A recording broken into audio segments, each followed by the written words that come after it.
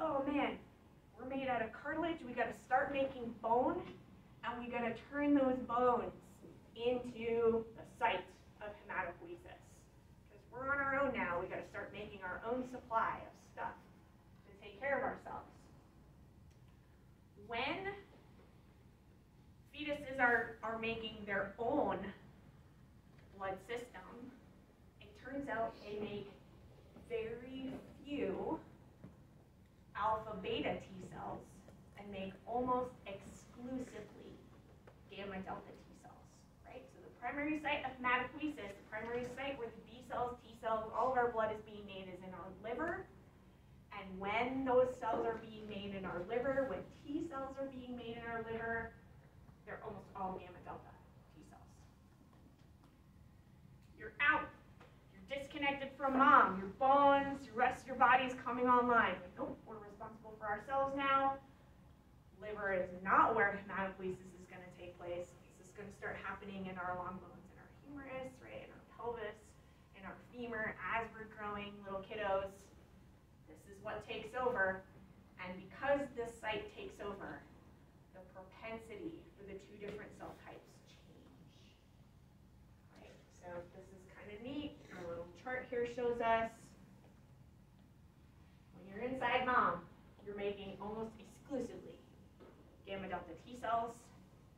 Gamma delta T cells are kind of more innate cell-like, and we go back and look at some slides in chapter 8. It shows you that, actually no, it's slide 7, or chapter 7.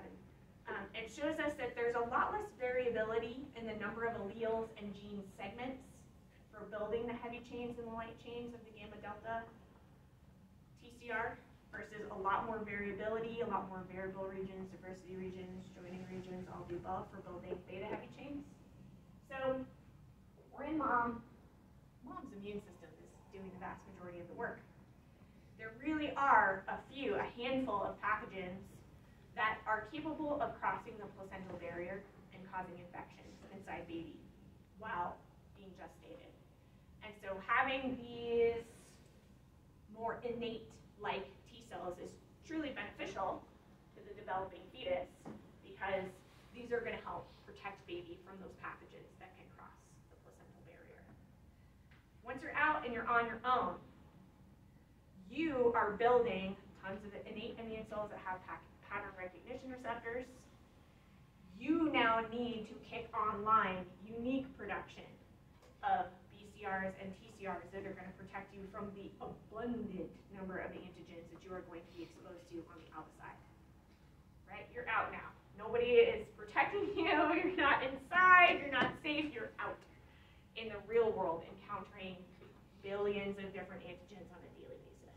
So it's time for us to kick up these guys that are better at seeing antigen diversity versus these guys that are better at seeing the usual suspects that would show up if we're in mom and under attack. So this is why one of these transitions, why this transition state is thought to occur. This is where we're going to stop thinking about gamma delta T cells. They're super cool. Yes, we make some. You continue to make some throughout the rest of your life. They leave when situations like this happen where I can't rearrange a beta chain and that's not successful, then I'm going to make a gamma delta T cell instead. Right?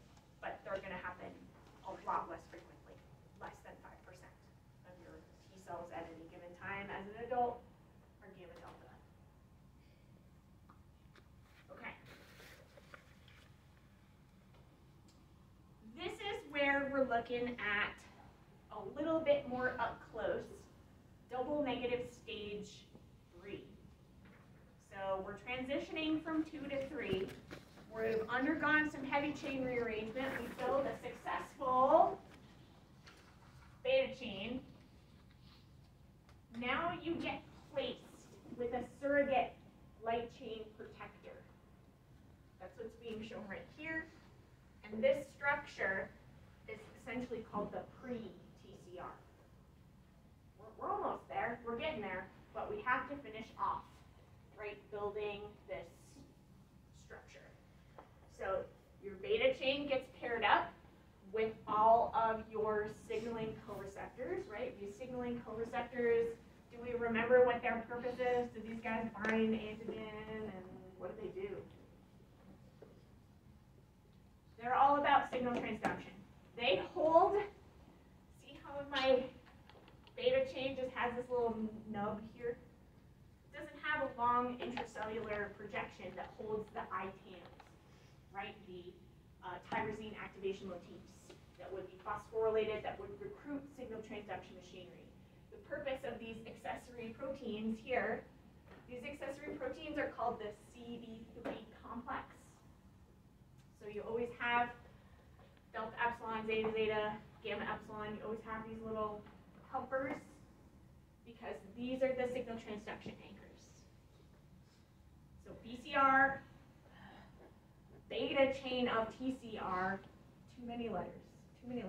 Beta chain of TCR gets paired up with these signal transduction anchors. This turns on signal transduction inside the cell that tells the cell, hey, we got a functional beta chain, no more heavy chain rearrangement. Undergo a round of proliferation, clone yourself. You made a successful beta chain. That's awesome. Make some more of yourself. Start rearranging those alpha chain loci. See if you can build a successful alpha chain to take the place of this pre-TCR. And if you do successfully rearrange an alpha chain that can be born up here, paired up, this will stimulate the expression of both the CD4 and the CD8 receptor on the surface. So these are kind of the events that lead us from stage 2 to stage 3 to stage 4.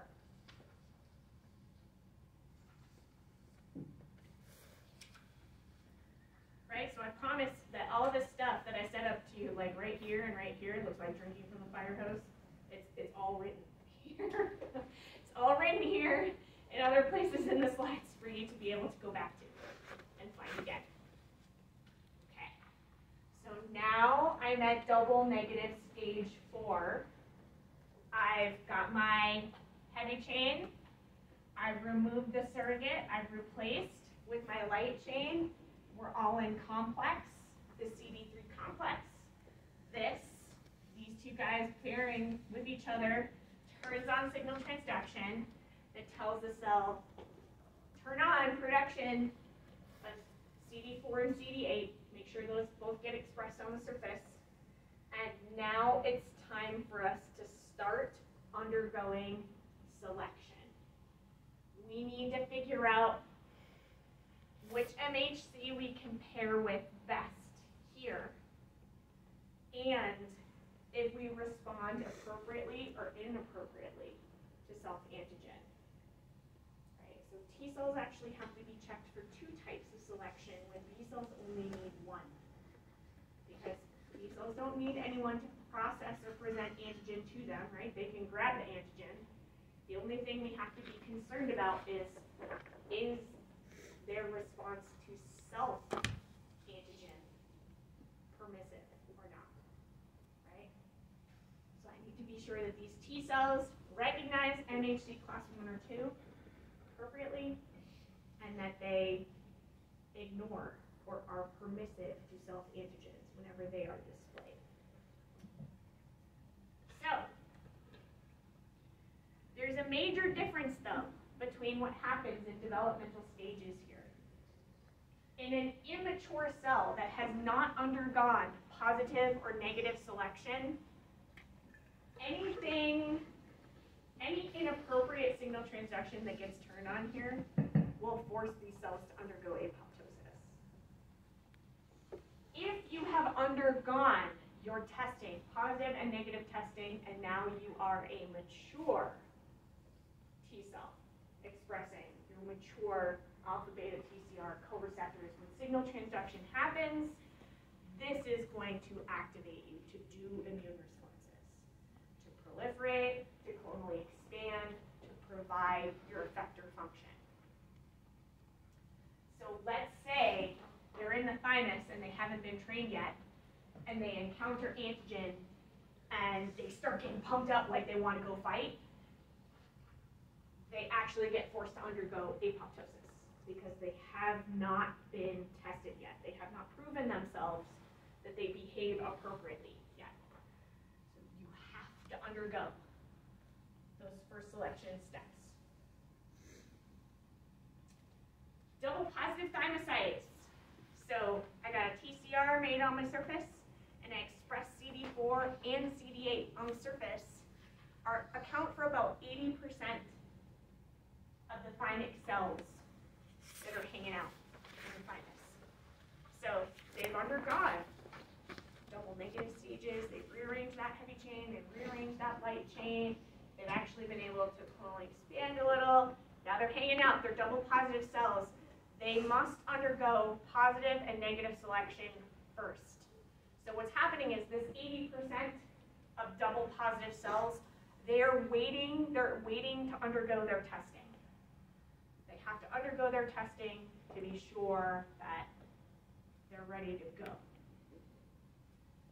Right? So this is like you go through medical school, you go through all your step one, you gotta go through your first 4 years, then you gotta pass your boards. Right? That's what this is like. You've gone through your first few years. You've made the steps. You've shown you're ready to do this. Now we're going to test you to be sure you're going to do it right. So, positive selection. Select for thymocytes that have TCRs that are capable of binding MHC molecules.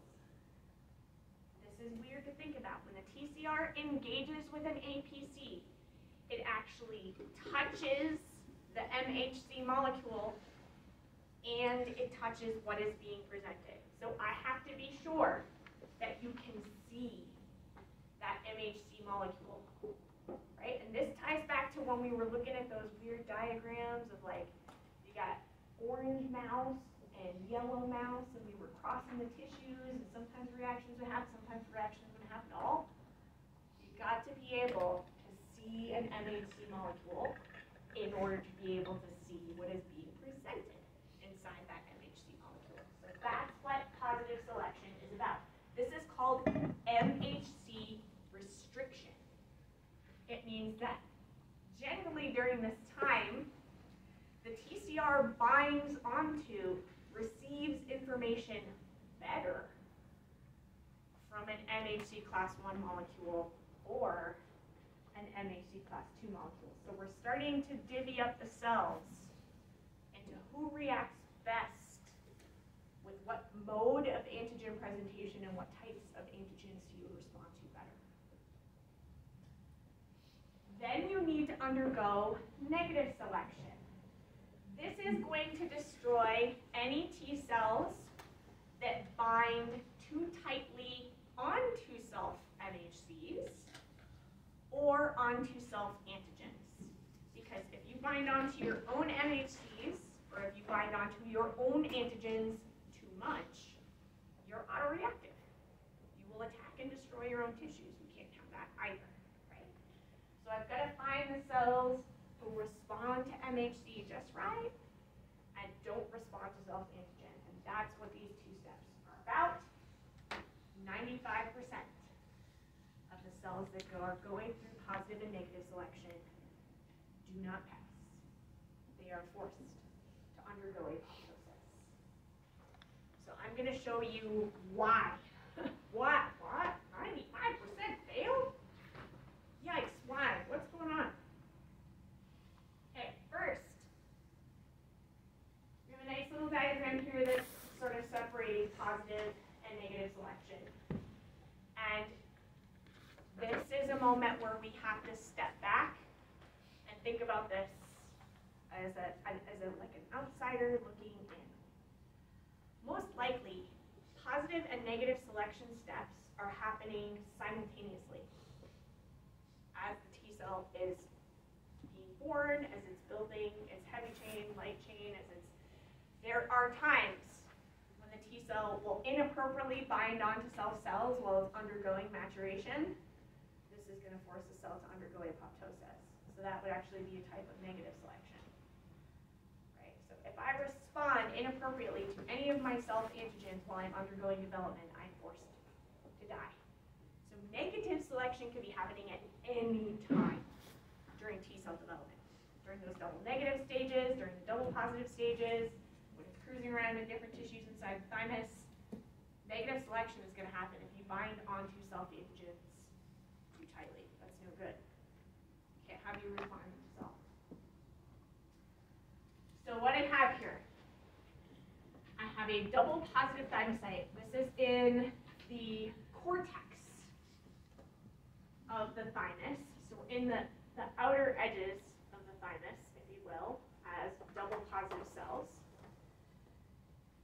Let's say you have a T-cell receptor. Now we're just thinking about how the T-cell receptor interacts with MHC at this moment to make life easier. If I bind to my own MHCs tightly, that's not good. Because it means if I'm released out into the periphery, I'm going to constantly be binding onto my own cells and be turning on some of those activation pathways, and that's no good. We don't want that. So cells that have high affinity TCRs for self-MHC, either class 1 or class 2, are forced to undergo negative selection. They die. Right? So here's my T cell. He's binding onto this class 1 molecule, and he's binding on really tight. I don't want to let go. That's no good. This special thymic cell, called a thymic epithelial cell, forces the T cell that's grabbing onto it too tightly. It forces that cell to undergo apoptosis. You're a stage 5 clinger. You gotta go, buddy. That's what's happening there. This cell has low to intermediate affinity for binding onto self-MHCs, right? So hey, I see all these MHC receptors around here that are providing information for me. That's good, but I'm not grabbing onto them and not letting go. I'm casually browsing along like, oh, hey, I see what you're offering me. This is great. This is good. These cells undergo what's called positive selection. You get the prize. You win. You are interacting with this environment appropriately. You pass the test. You can see MHCs. You don't act weird when you're around them. You can leave the cortex, and you can enter the thymic medulla. There's another last group of cells here, and it's the vast majority of T cells that get made, double positive T cells that get made, and they're hanging out. And these guys are wandering around with their T cell receptors, and they're trying to touching, and they don't sense anything touching back to them. They cannot interact with self-MHCs. If you can't see the presentation molecule, you're never going to see what's inside the presentation molecule. You can't function. You can't do your job. And these cells die by neglect. And I know that sounds really weird, but what it means is I'm wandering around trying to have handshakes, and I can't see anyone, I can't contact anyone, I can't have handshakes, because it's the handshakes that turn on signal transduction, that tell me, grow and divide, go to the medulla. If I get no signals while I'm wandering around in the cortex, nothing happens, I get no input, I undergo apoptosis, because essentially means I got no input. Nobody told me I'm doing a good job, I'm ready to go, I can do it. I got no input, that tells me I can't do the job. So vast majority of cells that are double positive thymocytes undergo death by neglect. They can't see self-MHC. They can't see self-antigens. They can't see anything. No signal transduction gets turned on. They undergo apoptosis. These guys are the opposite. They get too much going on. They bind, they stick onto things, they're too aggressive. You gotta go. We gotta find Goldilocks, right in the middle. I can see self-MHCs, but I'm cool to browse along and let it go. Yes? So do most of them die by neglect just because there's not enough thymic cells to bind onto? Nope. Plenty of room, plenty of things for them to touch. They can't touch, they can't find. Yep. I just have a question with structure. So first, is it the double negative, then double positive, then this? Yep. So these are double positive cells. So we've gone double negative, build our TCR, then we become double positive. Now we're double positive. Now we're undergoing positive and negative selection. So what's shown in this panel is there are some types of negative selection that is always going to be happening inside the thymus. I receive no signals. I can't contact anybody. I get no messages. I react too strongly, inappropriately to everything. I gotta go. Oh, okay. I see what you're trying to show me. Great.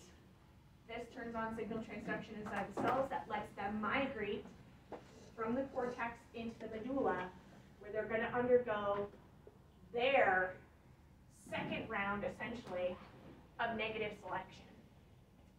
And the neat thing about what happens specifically in the thymic medulla is there is a very special type of thymic antigen presentation cell here, known as thymic epithelial cell. This is a medullary thymic epithelial cell. So these Tec cells, their job is to present antigens to T cells, self-antigens to T cells, and to see how those T cells respond. They have a special transcription factor called AIR, and this is something like, do I remember what AIR stands for? Autoimmune regulator. It's a transcription factor. It is only located, it is only made, it is only transcribed, it is only expressed inside medullary thymic epithelial cells. This transcription factor allows these thymic epithelial cells to express essentially every protein antigen made in your body. They can make neuron proteins, liver proteins, kidney proteins, lung proteins, eyeball proteins, you name it. They can make every antigen that makes up you. They can display those antigens through both class 1 and class 2 receptors. And what they are doing is they're just handing out there, showing self-antigens through class 1 and class 2 receptors, and they are waiting for T cells to crawl along to browse by and checking what their responses are. If you come through and you respond inappropriately to a self-antigen, you'll be forced to be deleted. And that's essentially what's happening in these couple cells here. This cell likes to bind onto class 2 receptors with its TCR. Most likely, because it likes to bind class 2 receptors, it will decide to become a professional CD4 cell, a helper cell, because it interacts with MHC2 and MHC2 proteins best. But in this case, it is binding inappropriately to this self-antigen that is being displayed by the Tec cell and is forced to undergo apoptosis. The same thing can happen to cells that would eventually become single positive CD8 cells. If they respond inappropriately to self-antigen expressed in a class 1 receptor, they will be forced to undergo apoptosis. I can't let these guys leave, because if they leave and they get out in the periphery and they run into the self-antigen that they're responsive to, they will turn on an autoimmune response to that antigen. So these guys have made it through and they have not responded inappropriately to an MHC molecule or to a self-antigen expressed in those MHC molecules. They decide, based on which receptors they interact with best, to become a single positive cell, and they are allowed to leave the thymus and go out into the periphery. So you have to undergo both positive and negative selection. The thymus is the most stringent place in our bodies for this type of testing, for positive and negative testing to occur. Most specifically because thymic medullary cells have this special transcription factor that allows them to screen T-cell self reactivity for all of the antigens that we make. And this is something that's very unique. B cells in the bone marrow do not get testing, negative selection that is as stringent as this. This is also one of the reasons why as we age, it is more and more likely, unfortunately, that we build autoreactive cells, and that those autoreactive cells result in autoimmunity later on in our lives. This is because as we age, and as you begin to make sex hormones, your thymus undergoes a process called thymic involution. And usually by the time you're in middle adulthood, your thymus is very difficult for us to find in your body. So your thymus is a little butterfly-shaped organ that